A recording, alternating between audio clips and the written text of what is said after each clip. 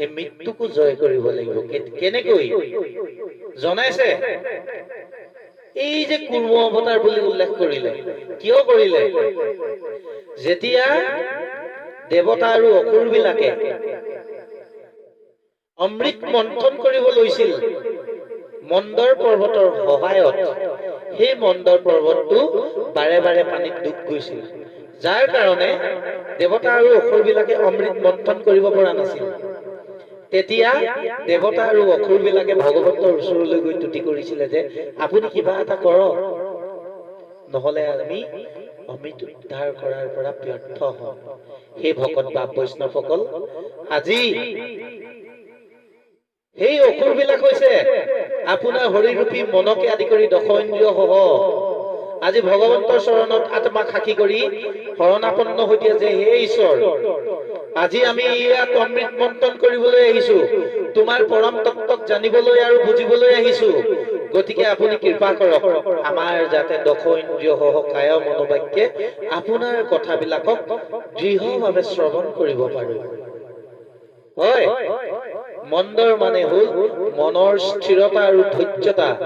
মন ঠিকেই আছিলে ঘৰৰ পৰা আহোতে যে আজি ভাগৱত ভাগ শ্ৰৱণ কৰিম, কিন্তু কি হয়, এই ভাগৱত ভাগ শ্ৰৱণ কৰি থকাৰ মাজে মাজে উৰা মাৰে ঘৰলৈ, লগৰজনলৈ, তেওঁ বা ক'ত আছে, সি বা ক'ত আছে, হয়নে? অৰ্থাৎ মন্দৰ পৰ্বতটো পানীত ডুব যোৱা। আজি এই ভাগৱত ভাগলৈ তুমি কেনেকৈ আহিছিলা? অ গৰুণ্ড পক্ষী পাখিত বান্ধি দিয়া হৈছিলে তোমাক, গৰুণ্ড পক্ষীয়ে বহন কৰি তোমাক আজি ইয়ালৈ আনিছে। গৰুণ্ড পক্ষী মানে কি? বিনতাৰ পুত্ৰ। বিনতা মানে বিনয়ী আৰু নম্ৰ স্বভাৱ, হয়নে? এই বিনয়ী আৰু নম্ৰ স্বভাৱেৰে আজি তোমাক ভাগৱত ভাগ শ্ৰৱণ কৰাবলৈ লৈ আহিছিল। আজি শ্ৰৱণ কৰিম, আহাৰ পিছতো উৰা মাৰে। গতিকে ভগৱন্তক তুতি আপুনি যেতিয়াই কৰিব তেতিয়াই ভগৱন্তই কুৰ্ম অৱতাৰ ধাৰণ কৰিব আৰু মন্দৰ পৰ্বতটো অৰ্থাৎ আপোনাৰ মনক ধৰি ৰাখিব। কেনেকৈ ধৰি ৰাখিব? এটি কুৰ্ম ৰূপেৰে। যি কুৰ্ম আমি জনাত আটাইতকৈ আয়ুস বেছি দীঘল, হয়নে? যি কুৰ্মৰ চলঙত, যি কাছৰ চলঙত একো অস্ত্ৰৰে প্ৰহাৰ কৰি বিন্ধা কৰিব নোৱাৰে, সেই বিন্ধা কৰিব নোৱাৰা, প্ৰহাৰ কৰিব নোৱাৰা, কোনো কেতিয়াও ক্ষয় কৰিব নোৱাৰা অবিনাশী তত্ত্বটোৱে হল ভাগৱত, হয়নে? আৰু এই ভাগৱত ভাগৰ মাজতেই সোমাই আছে তোমাৰ ধৰ্মৰ 4টা চৰণ।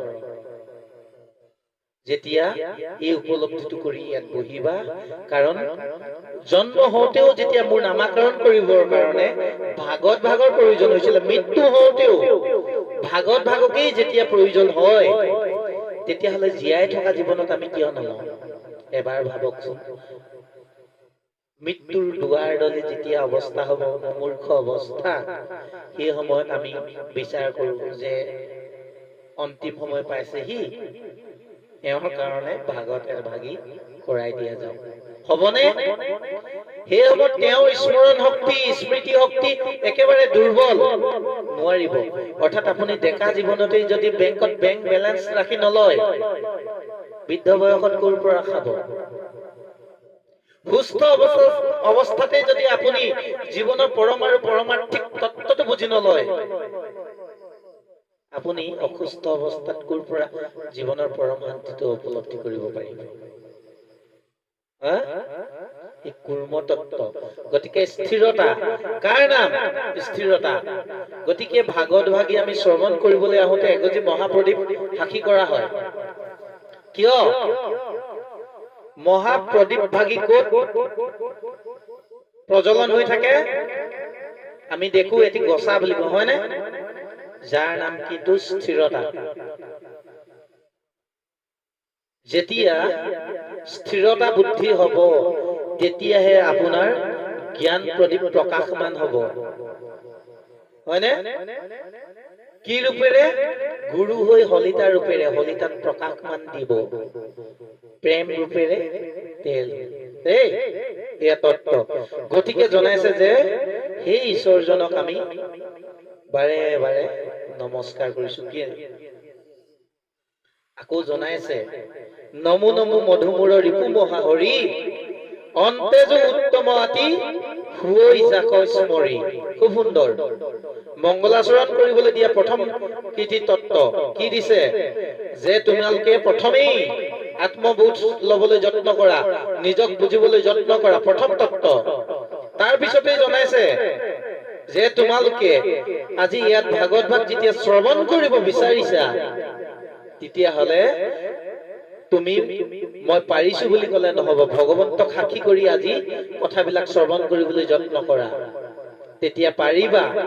আকৌ জনাইছে তৃতীয় তত্ত্বটো কি কৈছে যে নমস্কাৰ কৰিছো মধুমূৰ, মোৰ যিটো সোৱাদ ৰূপী তত্ত্ব আছিলে, যিটো সোৱাদ পাওঁ, য'ত যি 6 ৰিপু আছিল, সেই ৰিপু হৰণ কৰিব পৰা একমাত্ৰ ঈশ্বৰজনেই হল নিৰ্গুণ ঈশ্বৰ ভগৱন্ত পুৰুষ কৃষ্ণ, হয়নে? তুমি আমাৰ এই ৰিপু হৰণ কৰিব পাৰিবা। কেতিয়া পাৰিব? পাৰিম জানো? মধু আৰু কৈতৱ নামৰ দুজন অসুৰৰ জন্ম হৈছিলে ক'ত? বিষ্ণুৰ কাণৰ মলিৰ পৰা। বিষ্ণুৰ নিজৰ কাণৰ মলিৰ পৰা এই দুজন অসুৰৰ জন্ম হৈছিলে, কিন্তু বিষ্ণুৱে বধ কৰিব পৰা নাছিলে। কিয়?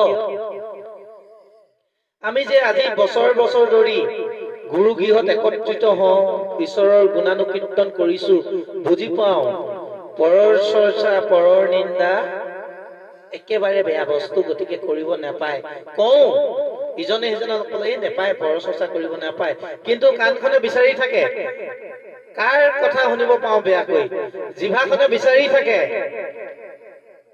এই ঠাইৰ পৰা গৈ কেনেকৈ আৰু মই দুপিচ বেছিকৈ পাওঁ, নহয় জানো? কিয় হৈছে? ভকতৰ সংগত থকাৰ পিছতো আমি কিয় সেই লোকবিলাকক দমন কৰিব পৰা নাই? কাৰণ আত্মবোধৰ জৰিয়তে দেহৰ কৰ্ষণ কৰি কৃষ্ণক জন্ম দিব পৰা নাই। এনেকৈ সেই বিষ্ণুৱে মধু আৰু কৈতৱক বধ কৰিবৰ কাৰণে শেষত উপায় লবলগীয়া হৈছিলে জননী স্বৰূপ দুৰ্গাৰ পৰা। কিয়? অৰ্থাৎ নিজৰ পৰিচয় লবই লাগিব। অৰ্থাৎ আমি যে এইজন বেলেগ বুলি ভাবি আছো, কলেবৰটোহে দেখিবলৈ বেলেগ, হৃদয়ত থকা ভগৱন্তজন, আত্মাত থকা ভগৱন্তজন, সেইজন আৰু মোৰজনৰ মাজত কোনো পাৰ্থক্য নাই। এই জ্ঞানটো উপলব্ধি কৰিব পৰা নাই। জড় বস্তু এটাক লাগি আমি অহংকাৰ কৰি আছো।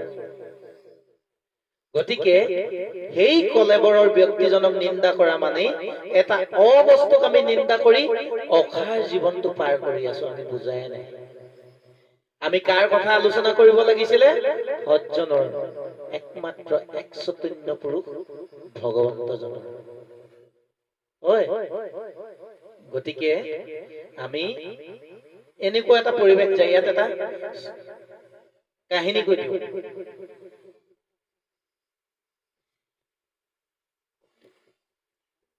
কাহিনী এটা কৈ দিওঁ। এই যে তিনিজন ব্ৰাহ্মণৰ, চমুকৈ কাহিনীটো ৰাখিম, তিনিজন ব্ৰাহ্মণৰ, ক্ষমা কৰিব, এজন ব্ৰাহ্মণৰ 4টি পুত্ৰ সন্তান আছিলে। সৰু পুতেকটি ওলাই গল, হয়নে? আৰু ডাঙৰ ককাইক তিনিজনে ঘৰত থাকিলে, আৰু দেউতা সহ ডাঙৰ ককাইক তিনিজনে গোটেই দিনটোলৈকে বিচাৰি চলাত কৰিলে তেওঁৰ সৰু ভাতৃক বিচাৰি পায় নেকি, কিন্তু নেপালে, কতো নেপালে বিচাৰি।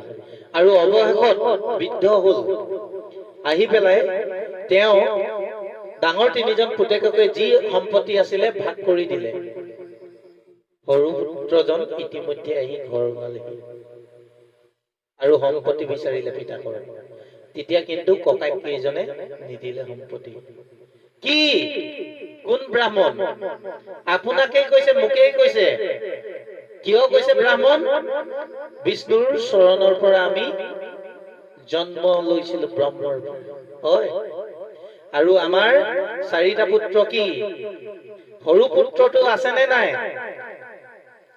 নে তিনিজন ডাঙৰ পুত্ৰক সম্পত্তি দি দিলো হয় ৰাজসিক তামসিক আৰু সাত্বিক এই তিনি গুণতেই আমাৰ জীৱনটো অতিবাহিত হৈ আছে তেওঁলোকক এই জীৱনটো দি দিলো আৰু সৰু পুত্ৰজন ঘূৰি আহিছে ভগতৰ সংগত বহি যেতিয়া ভগৱন্তৰ গুণানুকীৰ্তন কৰিম তেতিয়াহে উপলব্ধি কৰিব পাৰিম যে এক ঈশ্বৰতকৈ এক সত্যতকৈ আৰু এজন শ্ৰেষ্ঠ কোনো নাই কিন্তু নিদিয়ে ভাগৱত ভাগী যেতিয়া গুণানুকীৰ্তন শ্ৰৱণ আৰু কীৰ্তন হৈ থাকে ভাগৱত ভাগীয়ে যেতিয়া তিনি গুণক দমন কৰি এক সত্যক আশ্ৰয় কৰা বুলি যেতিয়া কব কিন্তু তেতিয়া আমাৰ হৃদয়ৰ মাজৰ পৰাই তিনিটা গুণে কব আও ভকতৰ সংগলৈ নহব ভাগৱত কাষলৈ এতিয়াই গলে নহব সংসাৰখন আছে নহয় মোৰ ৰাজসিক গুণে নিদিয়ে তামসিক গুণে সম্পত্তি নিদিয়ে তেতিয়া এই ভাগৱত ভাগী আমাক বুজাই দিছে যে অৰ্থাৎ পিতাকে বুজাই দিছিলে যে সৰু পুতেকক কলে তোমাক যেতিয়া এতিয়া ককাইদেউ এতিয়া সম্পত্তি নিদিয়েই তুমি এটা কাম কৰা তুমি পুনৰ যোৱা য'ত যেনেকৈ পাৰা ঈশ্বৰক সাক্ষী কৰি তুমি নিশ্চয় এদিন সফল হ'বা নহয় জানো আৰু সেই সৰু পুত্ৰজন গ'ল গৈ পেলাই এজন ৰজাৰ ঘৰত থাকিলে গম পাইছানে এজন ৰজাৰ ঘৰত থাকিলে আৰু ৰজাজনৰ এটি হাতীৰ চকু এটি বেয়া আৰু সেই হাতীটোকে সদায় চাবলৈ দিলে আৰু তেওঁ সদায় সেই হাতীটোকে ৰক্ষণাবেক্ষণ দিবলৈ ধৰিলে কিন্তু হাতীটোৱে সদায় সুৰডালেৰে এই ব্ৰাহ্মণৰ ল'ৰাজনক ধৰি পেলাই চকুটোক লগাই কয় সেই লোকজন মোৰ এই চকুটো ভাল কৰি দিয়ে আৰু এইদৰে সদায় কথা পতা এদিন ৰজাৰ দৃষ্টিগোচৰ হ'ল আৰু ৰজাই মাতি পঠিয়ালে সেই ব্ৰাহ্মণৰ ল'ৰাজনক যে তুমি আহাচোন তুমি মোৰ হাতীটোৰ লগত কি কথা পাতা আৰু তেতিয়া কলে যে আপোনাৰ হাতীটোৰ চকু এটা বেয়া আৰু সেই চকুটো মোক ভাল কৰি দিবলৈ জনাইছে আৰু তুমি কি কলা মই কলো যে ৰজাই মোক যিদিনা ছুটি দিব সেইদিনাই মই আপোনাৰ হাতীটোৰ চকুটো ভাল কৰি দিম আৰু এইদৰে ৰজাই কোৱাৰ পিছত ৰজাই তেওঁক ছুটি দিলে আৰু যোৱা তুমি মোৰ হাতীটোৰ চকুটো ভাল কৰিবৰ কাৰণে যত্ন কৰা তুমি যিকোনো প্ৰকাৰে তেওঁক ছুটি দিলে তেওঁ গৈ আছে গৈ থাকোতে বাটতে এজন জমিদাৰে লগ পালে জমিদাৰজনে পুখুৰী খান্দি আছে চাব দেই কথাবিলাক আমিও খান্দি আছো নেকি খান্দি আছে পুখুৰী খান্দি আছে কিন্তু পানী নোলায় বছৰ বছৰ হৈ গ'ল কিমান গভীৰ হ'ল ঠিক নাই কিন্তু পানী নোলায় আৰু তেতিয়া জমিদাৰে ৰখাই পেলাই সুধিলে যে সেই বাটৰুৱা তুমি ক'ত যোৱা বোলে মই ৰজাৰ ঘৰত কিংকৰ ৰজাই তেওঁৰ হাতীটোৰ চকু এটা বেয়া সেইটো ভাল কৰিবৰ কাৰণে মোক বেজ বিচাৰিবৰ পঠিয়াইছে তেতিয়া জমিদাৰে জনালে যে ময়ো পুখুৰী এটা খান্দি আছো মোৰ পুখুৰীটোতনো কিয় পানী নোলায় তাক জানিবৰ কাৰণে তুমি বেজক সুধি আহিবাচোন হ'ব বুলি কৈ বাটৰুৱা গুচি গ'ল অৰ্থাৎ ব্ৰাহ্মণৰ ল'ৰাজন গ'ল এনেদৰে যাওঁতে অলপ দূৰ যোৱাৰ পিছত তেওঁৰ গৰম উঠিলে এজোপা বৃক্ষৰ তলত ছাঁ লৈছিলে আৰু বৃক্ষ গছজোপাই তেতিয়া মাত লগালে যে সেই বাটৰুৱা কেনি যোৱা তেতিয়া বাটৰুৱাই একেই কাহিনী জনালে আৰু তেতিয়া সেই বৃক্ষজোপাই জনালে যে সেই বাটৰুৱা শুনকচোন মোৰ এই বৃক্ষত ইমানেই সুন্দৰ সুন্দৰ ফুল আৰু ফল লমালমে লাগে কিন্তু কিয় বুজি নাপাওঁ না এজনী চৰাই খায় না এজনী পক্ষীয়ে খায় না এটা পশুৱে খায় না কোনোবা জীৱ জন্তুৱে মোৰ এই ফল আৰু ফুল গ্ৰহণ কৰে কিয় নকৰে গতিকে তুমিও সুধি আহিবাচোন মোৰ বিষয়েও হ'ব ব্ৰাহ্মণে ক'লে হ'ব তুমি চিন্তা নকৰিবা গুচি গ'ল এইদৰে যাওঁতেই বাটতে আকৌ এহাল কলা মহে লগ পালে সেই বাটৰুৱা কেনি যায় বোলে এই মই ৰজাৰ ঘৰৰ পৰা আদি কৰি জমিদাৰৰ পৰা আদি কৰি গোটেই কাহিনীটো ক'লে তেতিয়া মহ কেইজনে মাত লগালে যে সেই বাটৰুৱা আমাৰ কাৰণেও বেজক সুধি আহিবাচোন কি কাৰণ বোলে আমি দুজনে কিয় যুঁজিছো আজি কিমান দিনৰ পৰা যুঁজি আছো আৰু কিমান দিনলৈ যুঁজিম আমি একো গম নাপাওঁ না ই হাৰে না মই হাৰো কিয় যুঁজিছো কিন্তু আমি একো বুজি নাপাওঁ গতিকে সুধি আহক হ'ব এইদৰে গৈ বাটৰুৱা আগবাঢ়িলে আৰু আগবাঢ়োতেই বাটত এটি লাও খোলাই মাত লগালে সেই বাটৰুৱা তুমি কেনি যোৱা তেতিয়া ব্ৰাহ্মণৰ ল'ৰাই ক'লে যে উপৰোক্ত গোটেই কাহিনীবিলাক ক'লে। তেতিয়া লাওখোলাই মাত লগালে, মোৰ মৃত্যু কেতিয়াবাই হৈ গ'ল, কিন্তু মোৰ এই জীৱটো লাওখোলাটোৰ পৰা কিয় ওলাই যাব নোৱাৰিলে সেই বিষয়েও সুধি আহিবা। হ'ব। এইদৰে আগবাঢ়িলে। বামুণ ল'ৰা গৈ আছে আৰু যাওঁতে অৱশেষত নদী এখনৰ পাৰত এটি ঘৰিয়ালক লগ পালে। ঘৰিয়ালটো দেখা মাত্ৰকে বাটৰুৱা দুখোজ পিছলৈ আহিছিল ভয়ত। তেতিয়া ঘৰিয়ালে মাত লগালে যে, আপুনি মোক ভয় কৰিব নালাগে, আপুনি কলৈ যায় সেই বিষয়েহে জনাওক। তেতিয়া জনালে যে, উপৰোক্ত গোটেই কাহিনীটো জনোৱাৰ পিছত ঘৰিয়ালে জনালে যে, হে বাটৰুৱা, তুমি মোকো কৃপা কৰি মোৰ বিষয়েও চাই আহিবা। কি চাব লাগে তোমাৰ? বোলে মই আজি বহু দিনৰ পৰা অনাহাৰত আছো, কাৰণ মই পানীত ডুব দিব নোৱাৰো। ডুব দিব নোৱাৰাৰ কাৰণে মোৰ সৰ্বশৰীৰ ওলাই থাকে, যাৰ কাৰণে মোক দেখি দূৰতেই মোৰ আহাৰবিলাক আঁতৰি গুচি যায়। গতিকে আপুনি কৃপা কৰি মোৰ বিষয়ে জনাব। হ'ব, তোমাকো জনাম। আৰু তেতিয়া সেই ঘৰিয়ালী নদীখন পাৰ কৰি দিলে এই ব্ৰাহ্মণজনক। কোনখন নদী? যিখন নদী পাৰ হলেই মৎস্যগন্ধাৰ কেঁচেমা কেঁচেম দুৰ্গন্ধ আঁতৰ হয়, সেইখন নদী। যিখন নদীৰ সিপাৰতেই ব্যাসদেৱৰ জন্ম হৈছিলে। ভাৱ প্ৰণয়ন। আজি আপুনি মই এই বৈকুণ্ঠপুৰীলৈ অহাৰ পৰিৱেশটো চাওক। সেই কেঁচেমা কেঁচেম কৰ্ম সংস্কৃতিৰ মাজৰ পৰা আঁতৰি এই সংসাৰৰ মায়াজালৰ পৰা আঁতৰি আহি ভাগত ভাগিত বহি দিম। আৰু এয়াই বেছ।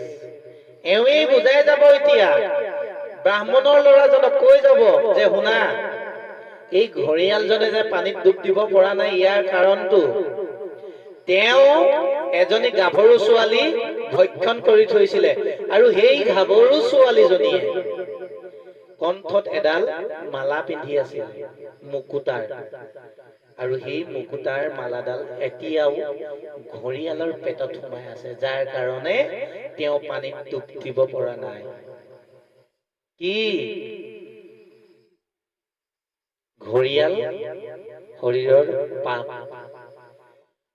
অৰ্থাৎ এই শৰীৰৰূপী ময়ৰূপী তত্ত্বটো আজিও আমি ভোকত নাই জানো?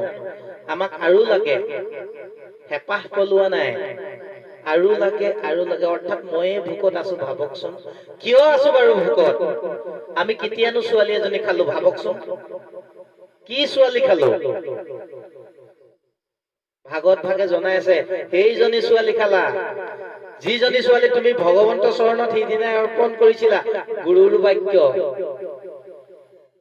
গুৰুৰ বাক্য সেইদিনাই, গুৰুৰ বাক্যৰ যি গুৰু বাক্য শৰণ লোৱা দিনা যিটো এটা এটা শব্দ দিছিল, সেই শব্দবিলাক কিন্তু আজি পেটতহে আছে, কণ্ঠত নাই। হয়নে? যাৰ কাৰণে গুৰুৰ তত্ত্ব উপলব্ধি কৰিব নোৱাৰাৰ কাৰণে, গুৰুৰ দৰ্শন নোপোৱাৰ কাৰণে তোমালোকে আজিও অনাহাৰে আছা বুলি আমাকেই জনাইছে। আজি আমাক আৰু লাগে। গতিকে বুজাইছে কাহিনীটোৱে যে, হেৰু ব্যক্তিসকল, এয়া মংগলাচৰণ, এয়া গুৰু তত্ত্ব। গতিকে কাহিনীটো কবলগীয়া হৈছে যে, হে ভকতসকল, আমাক প্ৰথমেই আমি গুৰুৰ বাক্য কণ্ঠত বিৰাজমান কৰিব লাগিব, পেটত থৈ দিলে নহব দেই। আৰু যেতিয়াই আমি সেই পেটৰ পৰা মুকুতাৰ মালাডাল অৰ্থাৎ গুৰুৰ বাক্য পুনৰ স্মৰণ কৰিম, তেতিয়া কি হব? সেই লাওখোলাটো কাষ পামগৈ। লাওখোলাটো আগৰ জন্মত এজন বৃহৎ বেজ আছিলে, হয়নে? তেওঁ কিন্তু মৃত্যুৰ আগলৈকে নিজে অকল খাওঁ বুলি সেই বেজৰ মন্ত্ৰখিনি থলে, আৰু মৃত্যুৰ আগত সেই বেজৰ মন্ত্ৰখিনি কাকো দান কৰি নাহিলে। বেজৰ বান্ধনি থাকে বুলি, হয়নে? গতিকে তেওঁৰ জীৱটো বান্ধ খাই আজিও আছে। অৰ্থাৎ জ্ঞান, তুমি যিকণ আত্মজ্ঞান পাইছিলা, সেই জ্ঞানকণ আনক সদায় প্ৰচাৰ কৰিবলৈ, শুদ্ধ আত্মাৰ একেবাৰে দেহে মনে তেওঁক জানিবলৈ দিয়া, বুজিবলৈ দিয়া, যাতে তেওঁ সংস্কাৰ হয়। তুমি যদি অকলে ময়ে জানো, ময়ে শিকো বুলি থৈ দিয়া নহয়, তোমাৰ নাম ধূলিৰ লগত মিলি যাব। গতিকে তুমি যিখন জানিছা, যিখন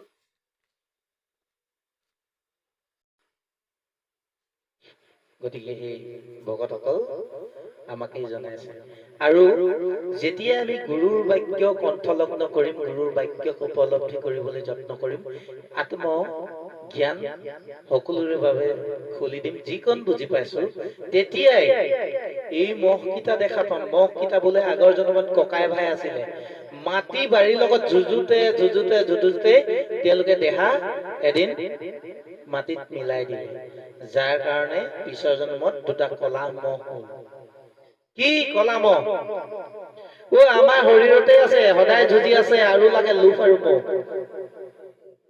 এবাৰ ভাবকচোন তোমাক যে আৰু লাগে বুলি কৈছে কিয় লাগে তুমি লৈ যাব পাৰিবানে ভাবিছানে এবাৰ নাই ভবা কিয় ভবানে কাৰণ গুৰুৰ বাক্যৰ জৰিয়তে আমাৰ জ্ঞান প্ৰদীপ জ্বলাই নাই জ্ঞান প্ৰদীপ নোহোৱাৰ কাৰণে মোক যে লাগে কিয় লাগে আমি বুজিয়ে পোৱা নাই অসাৰ বস্তুবিলাক গতিকে লোভ আৰু মোহ তেতিয়া দমন হ'ব আৰু যেতিয়াই দমন হ'ব তেতিয়াই তুমি বৃক্ষজোপা দেখা পাবা কি বৃক্ষ সংসাৰ ৰূপী এই মানৱ জীৱনৰ শৰীৰটোকে দেখা পাবা তুমি মই এজোপা বৃক্ষ চাওকচোন আমি সমাজত বহুত ডাঙৰ ডাঙৰ কথা কওঁ হয়নে উপদেশ দিওঁ কিন্তু আমাৰ উপদেশ আমাৰ কথা কোনো গ্ৰহণ নকৰে স্বীকাৰ নকৰে কিয় তেতিয়া এই বেজভাগে জনাইছিলে যে হেৰো এই গছজোপাৰ যে ফল মূল কোনো নাখায় ইয়াৰ কাৰণটো হ'ল গছজোপাৰ তলত এটা ধনৰ টেকেলি আছে সেই ধনৰ টেকেলিটো যদি উলিয়াই দিয়া তেতিয়াহে সেই গছজোপাৰ ফল ফুল গ্ৰহণ কৰিব কি ধনৰ টেকেলি মই ৰূপী আমাৰ মনটোৰ অধীন হৈ আমি আজি চলি আছো গতিকে আমাৰ মনৰ কথা কোনো গ্ৰহণ নকৰে স্বীকাৰ নকৰে গতিকে ভাগৱত ভাগে জনাইছে তুমি আত্মদৰ্শন কৰা আত্মদৰ্শনৰ জৰিয়তে তুমি জ্ঞানক বিজ্ঞান কৰা আৰু আৰ্হিৰ পৰিচয় দিয়া তেতিয়াহে তোমাৰ ফল অৰ্থাৎ তোমাক তেতিয়াহে অনুকৰণ কৰিব আন দহজনে আৰু যেতিয়াই তুমি আত্মদৰ্শন আত্মজ্ঞানেৰে আত্মসমালোচনাৰে আগবাঢ়িবা তেতিয়াই সেই জমিদাৰজনক দেখা পাবা কি জমিদাৰজনৰ বোলে গৃহত এজনী ছোৱালী আছে ছোৱালীজনীক বিয়া দি দিব পাৰিলেই সেই পুখুৰীটোত পানী ওলাব কম ধুনীয়া কথা ছোৱালী এজনী আছে ও আপুনি মই জমিদাৰ আমাৰ এতিয়া ছোৱালীজনীক বিয়া দি দিব লাগে সেই বামুণৰ ল'ৰাজনলৈকে কি দেহৰ ধৰ্ম আমি যে নামঘৰলৈ আহো নামঘৰত আহি পেলাইও নামৰ প্ৰেমৰ জল ফুটি নুঠে নামঘৰত ইজনে সিজনৰ মুখলৈ নোচোৱাকে মুঠৰ ওপৰত নীতিটো পালন কৰিবলৈ নাম গাবলৈ আহিছো হয়নে ইজনৰ লগত গাওঁতেও ভাল নালাগে ইজনৰ লগত গাওঁতেও ভাল নালাগে এইজনে কি গালে সেইজনে কি গালে আনন্দ ফুটি নুঠিছে নামঘৰত কিয় বাৰু আমি যে নামঘৰত নামখাৰ গাই পেলাই ভাল নেপালো সেইজনক দুখ দিছো সেইজনক দুখ দিবলৈ কোৱা নাই শাস্ত্ৰ ভাগে জনাইছে তুমি ভাল নোপোৱাৰ কাৰণটো হ'ল তুমি দেহৰ ধৰ্মত আছা অৰ্থাৎ মই জানো মোতকৈ আৰু জনা এজন কোনো নাই মইহে শ্ৰেষ্ঠ মইহে সুন্দৰ ভাগৱত ভাগে জনাইছে সেই স্বভাৱটো তুমি ভাগৱতৰ বাক্যত মিলাই দিয়া যে ভাগৱত ভাগেহে জানে আমি কি জানো ভগৱন্তইহে জানে ভগৱন্তই কৃপা নকৰিলে আমি একেবাৰে অকিঞ্চন যেতিয়াই তুমি এই মনোভাৱেৰে আগবাঢ়িবা সেইদিনাই যাবা সেই নামঘৰত তুমি সেই ভকতসকলৰ লগতে নাম গাই কিন্তু আনন্দ পাবা কাৰণ নিজেই সৰু হৈ যোৱা নিজেই সহনীল হৈ যোৱা আপুনিহে জানে দেই বাপ ইমান সুন্দৰকে গাব পাৰে তেওঁৰো মনটো ভাল লাগিব তোমাকো তেওঁ ভাল পাব এই অনুকৰণটো ল'বলৈ দিছে কাহিনীটোত আৰু যেতিয়াই তুমি এই সহনীল ভাৱেৰে আগবাঢ়িবা তেতিয়াই চাবা হাতীটোৰো চকুটো ভাল হ'ব কি হস্তিৰূপী এই দেহাটোৰ চকু এটা বেয়া অৰ্থাৎ মই স্বাৰ্থপৰ হৈ আছিলো নিজৰটোহে দেখো আনৰটো নেদেখো মাথো নিজৰ কথাহে ভাবো মই কেনেকৈ আৰু অলপ শিকি লম মই কেনেকৈ আৰু অকমান পাওঁ সেইজনৰ কথা মোক ভাবিবলৈ আহৰি নাই তেতিয়া জানো সমাজখন শান্তিৰ হ'ব তেতিয়া জানো শৰীৰটো শ্যাম বৰণীয়া হ'ব গতিকে ভাগৱত ভাগে জনাইছে তুমি মই এটা চকু কণা হৈ আছো, অৰ্থাৎ নিজৰ কথা ভবা, আনৰ কথা নভবা, হয়নে? গতিকে যেতিয়া আমি গুৰুৰ দৰ্শনেৰে ঈশ্বৰক উপলব্ধি কৰিবলৈ সহনীলতাৰে আগবাঢ়িম, তেতিয়াহে কিন্তু আমাৰ সমতা স্থাপন হ'ব। এই ভাগত আজি যে আমি বহিছো, ইয়াত কোনো উচ্চ নাই, ইয়াত কোনো নিচ নাই। আপোনাৰ হবে শ্ৰৱণ কৰিছে, আমি কীৰ্তন কৰিছো, ইয়াৰ অৰ্থ এইটো নহয় যে কীৰ্তন কৰাজন উচ্চ আসনত আছে। সকলো সমান, ইয়াত উচ্চ নিচ কোনো নাই, আমি সকলো সমান। কাৰণ ভগৱন্তৰ সম কৃপা থকাৰ কাৰণেহে আজি আমি একেলগত একত্ৰিত হ'ব পাৰিছো। যদি নাথাকিলে হলে আমি নোৱাৰিলো হলে। সেয়া জনাইছে দেই তত্ত্বৰে। গতিকে সেই মনোভাৱটো যিজনে ৰাখিব, সেইজনৰে কথাটো কৈছে, অন্তৰ্যু যদি হয়, যদি কোনোবা নিম্ন মানদণ্ডৰো হয়, কিন্তু উপৰোক্ত কাহিনীটোৰ যদি আগবাঢ়িব পাৰিছে, তেওঁ কিন্তু ভগৱন্তৰ চৰণ সেৱা কৰিবলৈ সদায় সুযোগ পাব।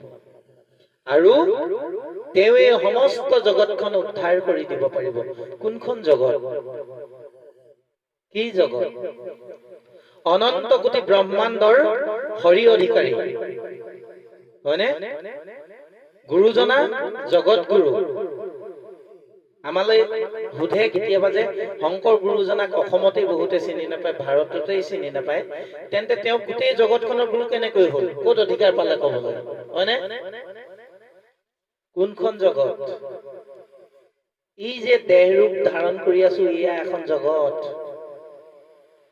এই জগতখন উদ্ধাৰ হৈ যাব আপোনাৰ শৰীৰত, মোৰ শৰীৰতে থকা শুদ্ধ লোক, শুদ্ধ ভুৱন গতি পাব ভগৱন্তৰ চৰণলৈ, হয়নে?